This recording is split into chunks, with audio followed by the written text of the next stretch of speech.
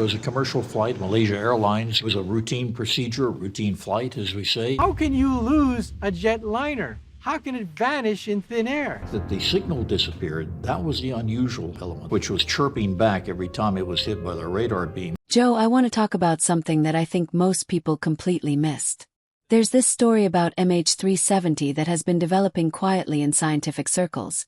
And when I first heard about it, I genuinely sat there for a few minutes just processing it. Because we all remember when that plane disappeared. March 2014. 239 people on a routine flight from Kuala Lumpur to Beijing, and then just nothing. The plane vanishes from radar, no mayday call, no debris field, nothing for months. And the world kind of watched in real time as search teams scrambled across the wrong ocean looking for wreckage that wasn't there. But here's the part that just recently came out, and this is what got me. Scientists found physical evidence on a piece of that plane's wing that essentially rewrote everything investigators thought they knew about where the aircraft went down. And the evidence didn't come from satellites, it didn't come from radar data, it didn't come from some supercomputer running simulations. It came from barnacles.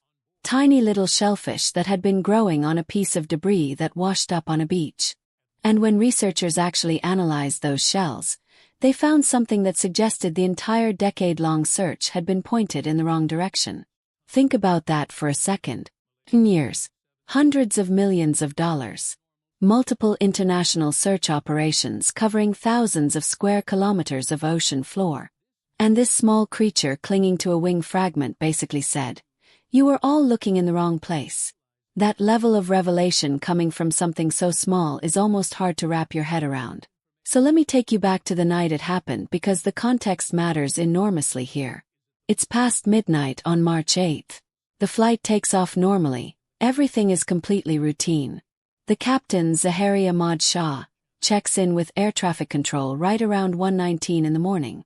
His exact words were "Good night, Malaysian 370. Calm voice, professional sign-off, completely ordinary exchange. And then within seconds, the plane disappears from civilian radar. Not gradually, not with any distress communication. Just there one moment and gone the next. Now what made this even stranger is that it wasn't a crash. When a plane crashes, there's usually some kind of signal, some indication. What happened here was that the tracking equipment was manually switched off. Manually. Someone in that cockpit made a deliberate decision at a very specific geographic point called JRE, which happens to be the exact moment when one country's air traffic control hands the flight off to another country. So there's this window, this brief gap where neither controller is actively watching. And whoever turned off that equipment knew exactly when that window opened. Military radar then picks up something wild. The Boeing 777 doesn't continue toward China. Instead it makes this sharp, aggressive banking turn and flies back over Malaysian airspace. It passes over the island of Penang at speeds that seem almost implausible for a commercial passenger aircraft. This isn't turbulence or mechanical drift. This is a deliberate, controlled maneuver being executed by someone who knows exactly what they're doing. The plane then heads west, crosses over the Malacca Strait, and essentially vanishes into the Indian Ocean. Here's where the satellite data becomes critical. There's this system called Inmarsat. And every hour the aircraft was sending out this routine automated ping to a satellite overhead. It's not a GPS signal, it's more like a digital handshake, just the plane checking in to confirm the connection is still alive. Even though the transponder was off, even though the radios were silent, these hourly pings kept happening. And engineers realized they could use the timing of those signals, the tiny mathematical delays based on how far the signal had to travel, to draw rings across the globe showing where the plane had to have been at each hour. They also used something called the Doppler effect. You know how an ambulance siren sounds different when it's coming toward you versus moving away?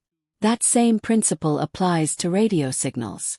By measuring how the frequency shifted, scientists could determine which direction the aircraft was moving relative to the satellite. And that data pointed south. Definitively south, toward the most remote, most inhospitable stretch of the southern Indian Ocean. That's where the search began. That's where it stayed for years. And that's where nothing was ever found. Then in July 2015, A man named Johnny Baig is cleaning a beach on Reunion Island, which is this small French territory near the east coast of Africa, thousands of miles from the search zone. And he finds this 2-meter piece of white metal lying among the sand and volcanic rock. Investigators confirm it's a flaperon, a specific control surface from the wing of a Boeing 777. The serial number checks out. This is a piece of MH370. And it's covered, absolutely covered, in these white shell creatures called gooseneck barnacles. Now here's where the investigators made what might be the most costly scientific oversight of the entire case. They looked at that flaperon, they saw the barnacles, and they basically scraped them off to examine the metal underneath. Because at that point the barnacles were considered an inconvenience, just biological clutter getting in the way of the real evidence. And I completely understand that instinct in the moment. You've got a piece of a missing aircraft in front of you, of course you want to look at the metal. But those barnacles were the single most important piece of biological data in the entire investigation. And nobody understood that yet. Gooseneck barnacles, the specific species found on the flaperon, are called Lepus anatifera. And what makes them extraordinary from a scientific standpoint is how they grow. They attach to a floating object within days of that object entering the water. Then they start building their hard outer shells layer by layer, one tiny increment at a time, using calcium they pull directly from the surrounding ocean. And here's the key thing. Each of those layers is a chemical snapshot of the water at that exact moment. The temperature, the mineral composition, everything gets locked into the shell's structure permanently. There's a whole scientific discipline built around reading these kinds of records in hard biological material. It's called sclerochronology, and it works a lot like reading tree rings. When you look at a cross-section of a barnacle shell under the right instruments, you're essentially looking at a diary. And scientists realized that the innermost layers, the very first ones deposited when the barnacle first attached, those layers were formed at the crash site itself. Whatever the water was like at the moment of impact, that information was encoded in the shell. Researchers at the University of South Florida took this further by growing their own gooseneck barnacles in controlled laboratory conditions. They kept populations in water of different temperatures and carefully measured how those temperature differences showed up in the chemical signatures of the shells. Specifically, they focused on something called oxygen, 18 isotopes, whose concentration in the shell material changes predictably depending on water temperature. By building this calibration key in the lab, they then had a way to essentially decode the temperature diary stored inside the MH370 barnacles. And what they found when they actually ran that analysis was genuinely startling. The temperature profile recorded in the oldest, innermost layers of those shells did not match the water temperatures in the official search zone. The barnacles were saying they had started their lives in significantly warmer water than what you'd find in the area where search vessels had been operating for a decade. That mismatch isn't a minor calibration error or a rounding issue. It represents a fundamental geographic displacement. The crash site was in a different thermal environment entirely, which in the southern Indian Ocean means it was in a meaningfully different location. The barnacle data pointed toward a position further south along the arc than investigators had originally estimated. And this lines up with something important about the ocean's geography in that region. There's this collision zone where warm currents flowing down from the tropics slam into the Antarctic Circumpolar Current, which is this massive, frigid river of water that encircles the southern pole. The boundary between these two water masses creates very distinct thermal zones that would show up clearly in a barnacle's chemical record. If the crash happened on the warm side of that boundary, the barnacle data would reflect that unambiguously. Now you'd think one line of evidence pointing to a different location would raise eyebrows but maybe not completely overturn a decade of investigation. But here's where this gets even more remarkable. Completely independent of the barnacle research, an aerospace engineer named Richard Godfrey was working on an entirely different kind of analysis. He was looking at something called WSPR, which stands for Weak Signal Propagation Reporter. It's this global network of amateur radio operators who have been sending low-power radio signals around the world since 2008, bouncing them off the atmosphere, and logging where those signals travel. It's basically a distributed science experiment run by radio enthusiasts. Godfrey realized something that nobody had thought to apply to aviation forensics before. When a large object like say a Boeing 777, passes through one of those radio beams, it creates a tiny but measurable disturbance in the signal.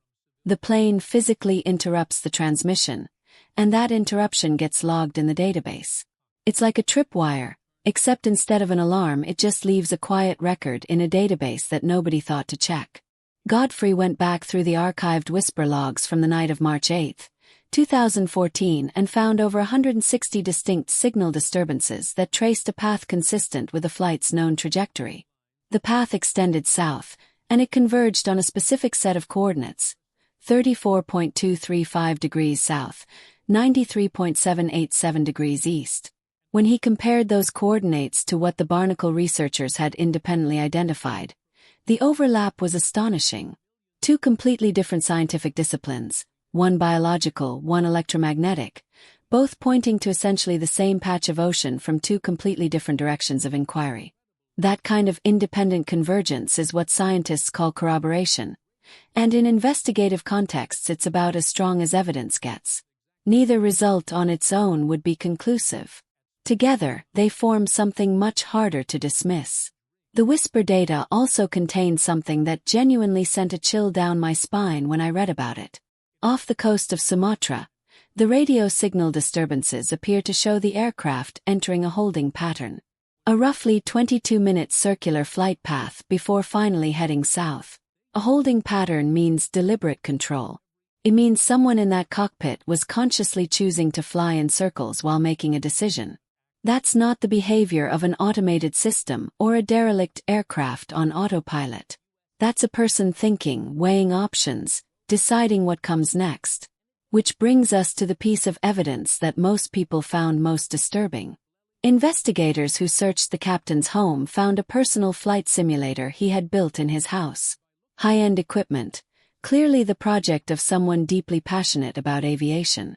When the FBI analyzed the hard drives, they recovered data from sessions that had been deliberately deleted. And those recovered files showed a simulated flight path where a virtual Boeing 777 flew north, turned sharply, traveled deep into the southern Indian Ocean, and flew until the simulated fuel ran out. The coordinates embedded in that deleted simulation were not on any commercial flight path. They pointed to a remote, desolate stretch of sea that sat remarkably close to where the satellite data said the real plane ended its journey. The fuel exhaustion in the simulation matched the timing of the final satellite handshake from the actual aircraft almost exactly. In March 2025, a company called Ocean Infinity launched what became the most technologically sophisticated underwater search operation ever conducted. They had a no-find, no-fee agreement with the Malaysian government worth up to $70 million if successful. Their vessel deployed a fleet of autonomous underwater drones capable of diving nearly 4 miles below the surface, mapping the seafloor with high-resolution sonar and using AI systems trained to recognize aircraft components among natural geological formations. They targeted a zone of 15,000 square kilometers centered precisely on the intersection of the Barnacle evidence and the whisper coordinates. By early 2026, the primary search area had been fully mapped. The wreckage still hadn't been found. But investigators believe the failure isn't a failure of the evidence. It might be a failure of the terrain.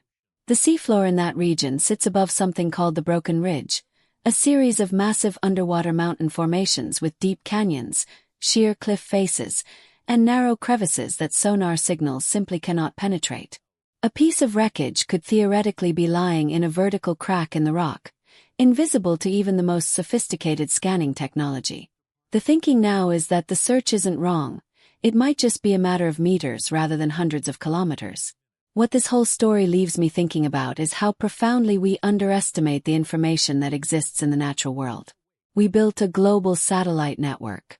We deployed cutting-edge underwater robotics. We spent a decade running computational models on some of the most powerful computers available to civilian researchers. And then a tiny organism that attached itself to a piece of metal in the ocean told us more precisely where that piece of metal came from than any of those technologies could manage. The barnacle wasn't trying to help us. It was just doing what barnacles do, growing layer by layer, recording the chemistry of the water it lived in. But that record turned out to be more accurate than everything else we had. There's something almost philosophical about that. We tend to assume that bigger, more expensive, more technologically complex means more reliable. And that's often true. But sometimes the most honest record of what happened is the one that wasn't designed to record anything at all. The natural world doesn't lie and it doesn't misremember. It just stores information in forms we haven't always known how to read. This case is going to be cited in forensic science for a very long time, not just as an aviation mystery, but as the moment barnacle chemistry became a legitimate investigative tool. The flight now has a legacy beyond the tragedy itself. International aviation rules changed because of MH370. Aircraft are now required to transmit their position automatically every 15 minutes, which means the scenario of a large commercial jet disappearing without any electronic trail is essentially impossible today.